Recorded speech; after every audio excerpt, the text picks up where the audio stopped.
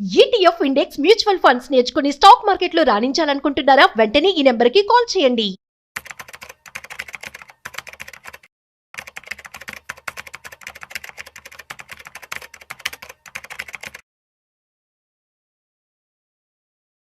నమస్తే సార్. నమస్తే అండి. సార్, గోల్డ్ అండ్ సిల్వర్ గురించి మాట్లాడుకుంటే వార్ స్టార్ట్ అయినప్పుడు రైజ్ అయ్యాయి, మళ్ళీ పడిపోవడం చూసాము, మళ్ళీ ఫ్లక్చువేట్ అవుతుంది, ఒకరోజు పెరుగుతుంది ఒకరోజు తగ్గుతుంది.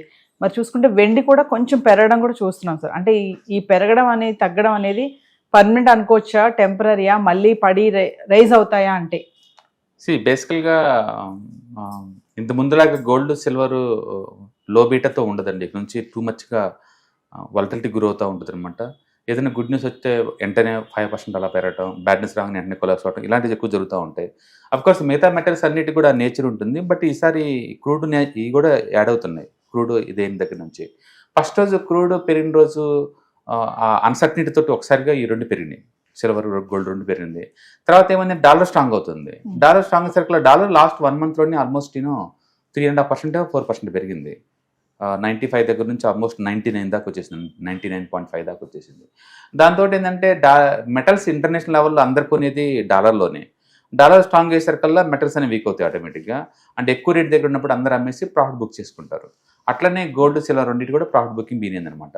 అందుకని ఈ గల్ఫ్ వార్కి పెద్దగా బెనిఫిట్ బందుల గోల్డ్ సిల్వర్కి. బట్ ఈ రోజు ఏంటంటే డాలర్ మళ్ళీ డ్రాప్ అవటం బీనైంది.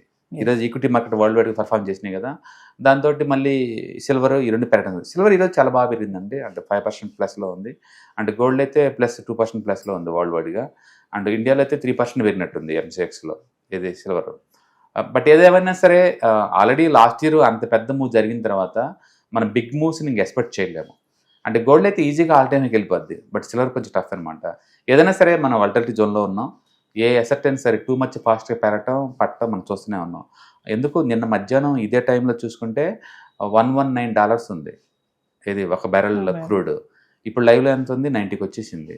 ఏంటి ఆ డ్రాప్ అవటం 30% 35% విత్ ఇన్ 24 అవర్స్లో అటు ఇటు మూవ్ అవుతుంది. పెరగడం జరిగింది, మళ్ళీ పట్టడం కూడా జరుగుతుంది. అందుకని మనం ఉన్న ఎంత అన్సర్టనిటీ అంటే మనం ఏదో గ్లోబల్ విలేజ్ అనుకుంటున్నాం, కానీ బ్యాడ్ న్యూస్తో వచ్చినా సరే ఆ స్పీడ్ కూడా అంతే ఉంది.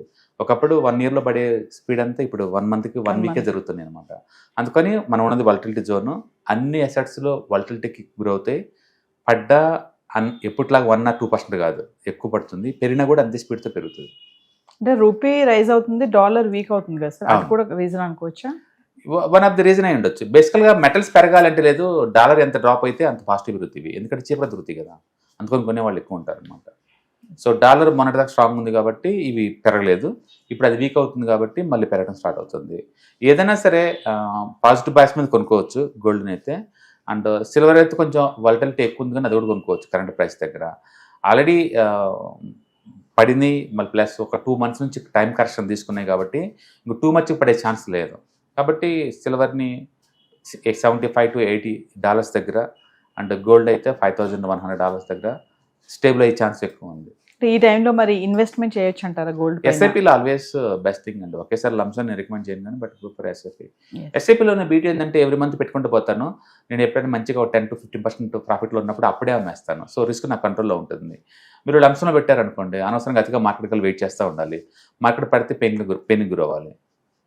ఎస్ఐపి అయితే నాకు కూడా లేదు కదా, పడ్డా కొంటారు, పెరిగితే కొంటాను. కాబట్టి ఎస్ఐపిలో హ్యాండిల్ చేయడం ఈజీ, రిస్క్ని. లంప్సమ్లో చాలా టఫ్. అందుకని this is not the good way to put lump sum amount in to the market.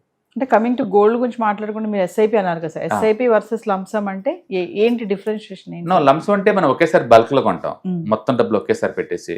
అప్పుడు మార్కెట్ డ్రాప్ అయింది అనుకోండి, చాలా ప్రాబ్లం అవుతుంది. మార్కెట్ పెరిగింది అనుకోండి, సూపర్ హ్యాపీ. బట్ మన కండిషన్ మనకు తెలియదు కదా మార్కెట్ నెక్స్ట్ ఏం జరిగిద్దో. ఎస్ఐపి అయితే ఏమవుద్ది, నేను ఎట్లా ఇన్స్టాల్మెంట్లో 10 ఇన్స్టాల్మెంట్లో కొందామని ప్లాన్ చేశాను అనుకోండి, ఈ 10 ఇన్స్టాల్మెంట్ లోపు పడితే నాకెందుకు, పెరిగితే నాకెందుకు, నేను ఎట్లాగో 10 ఇన్స్టాల్మెంట్ పెడదాం అనుకుంటున్నాను, ఫస్ట్ ఇన్స్టాల్మెంట్ ఇప్పుడు పెట్టాను కాబట్టి నాకు ఇబ్బంది లేదు. అంటే ప్రాఫిట్లో ఉన్నప్పుడే నేను బుక్ చేసుకుంటా, లాస్ట్లో ఉన్నప్పుడు ఎట్లా బుక్ చేసుకోను. అందుకని ఎస్ఐపిలో కంఫర్ట్ ఉంటుంది. ఇప్పుడు అదే ఈక్విటీ మార్కెట్ అనుకోండి, మ్యూచువల్ ఫండ్ లాంటి ఇప్పుడు లంప్సమ్ కొనుక్కోవచ్చు, ఎందుకంటే మంచి డిస్కౌంట్లో ఉంది కదా. లాస్ట్ 2 years నుంచి పెద్ద పర్ఫార్మెన్స్ లేదు, మంచి డిస్కౌంట్లో ఉంది.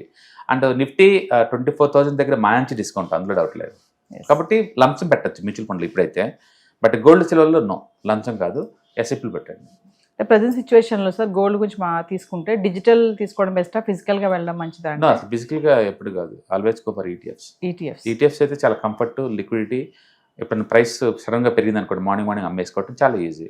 అంటే ఫిజికల్గా ఒకసారి కొంటే ఇంకా అంత ఈజీగా అమ్మలేవు, నాట్ కంఫర్ట్.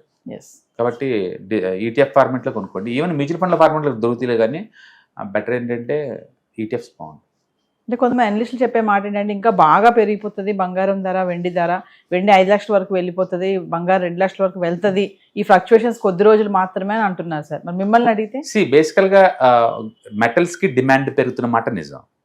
ఓకే, అయితే 1 yearలోనే 100% పెరిగేంత డిమాండ్ అయితే ఖచ్చితంగా కాదు. అంటే silver already too much speculative జోన్లో ఎంటర్ అయ్యి ఇప్పుడే సెటిల్ అవుతుంది.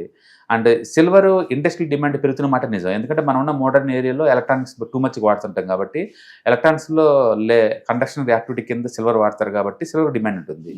అండ్ రెండోది మైనింగ్ యాక్టివిటీ బాగా డల్ అయింది అండ్ అవుట్పుట్ తగ్గింది కాబట్టి డిమాండ్ ఉంటుంది.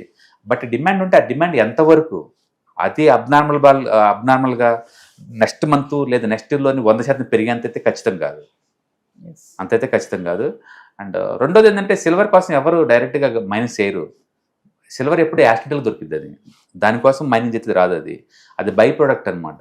అందుకని 80% సినారీలో సిల్వర్ ఎప్పుడు కూడా యాక్సిడెంటల్గా దొరకటమే, దానికోసం డిగ్ చేస్తే అది రాదనమాట. అందుకని బై ప్రోడక్ట్గా దొరుకుతుంది కాబట్టి దాన్ని అలా తీసుకోవటమే. రెండోది ఇండస్ట్రియల్ డిమాండ్ అయితే పెరుగుతుంది, ఆ విషయం అందరికీ తెలుసు. అంటే డిమాండ్ ఇండస్ట్రీ తగ్గట్టు బయట రావట్లేదు, అది కూడా తెలుసు.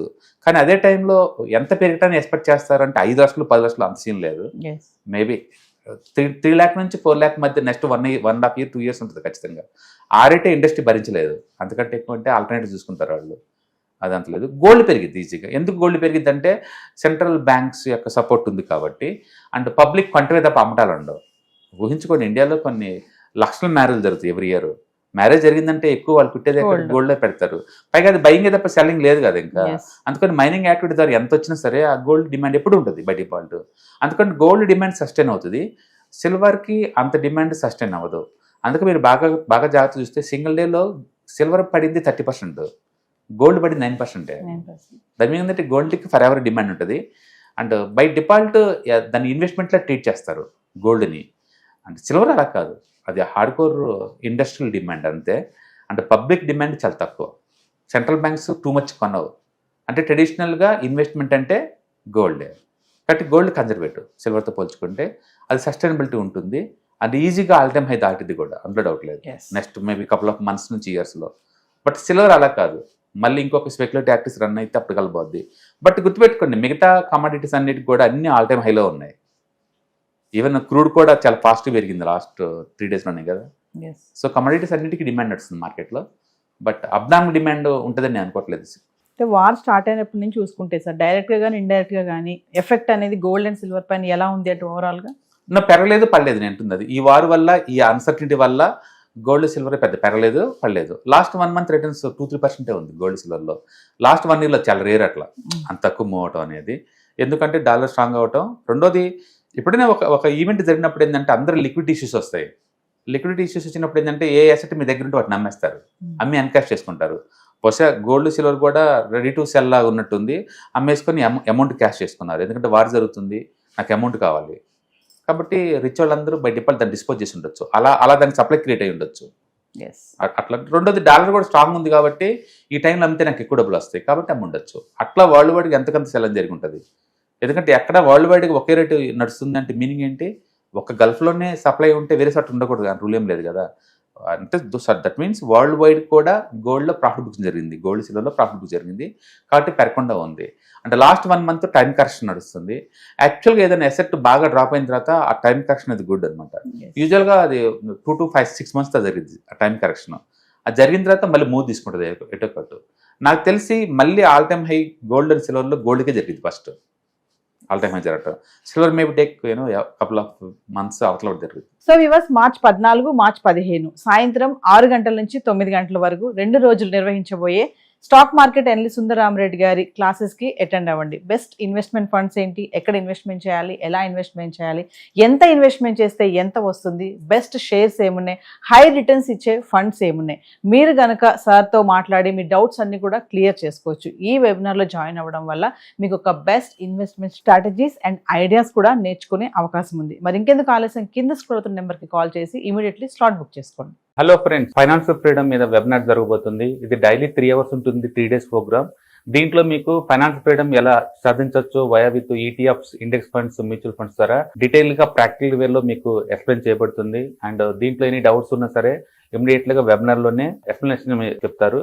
అండ్ అలాగే మ్యూచువల్ ఫండ్స్ ఎగ్జామ్స్ ఎవరైనా రాద్దాం అనుకున్నా సరే, మ్యూచువల్ ఫండ్ డిస్ట్రిబ్యూటర్ గా మీరు సెటిల్ అవ్వాలన్నా సరే ఎలా చేయొచ్చు, వాటికి సంబంధించిన డీటెయిల్ ఎడ్యుకేషనల్ వివరాలు మొత్తం కూడా ఈ ప్రోగ్రామ్ లో డీటెయిల్ గా చెప్పబడుతుంది. కాబట్టి ఎవరైనా సరే ఈ వాలటిలిటీ ఉన్న ఈ స్టాక్ మార్కెట్ లో స్టేబుల్ గా ఉండి అండ్ మంచి returns via with ETFs, index funds, mutual fund ద్వారా ఎలా సంపాదించవచ్చు, ఎందుకు ఇవి ఇంపార్టెంట్, ఫైనాన్స్ ఫ్రీడమ్ కి ఎలా ఉపయోగపడతాయో ఇవన్నీ కూడా డీటెయిల్ గా ఎక్స్ప్లెయిన్ చేయబడుతుంది. కాబట్టి ఎవరైనా ఇంట్రెస్ట్ ఉన్న పార్టిసిపెంట్స్ అందరూ కూడా ఈ అవకాశాన్ని వినియోగించవలసిందిగా కోరుతున్నాను.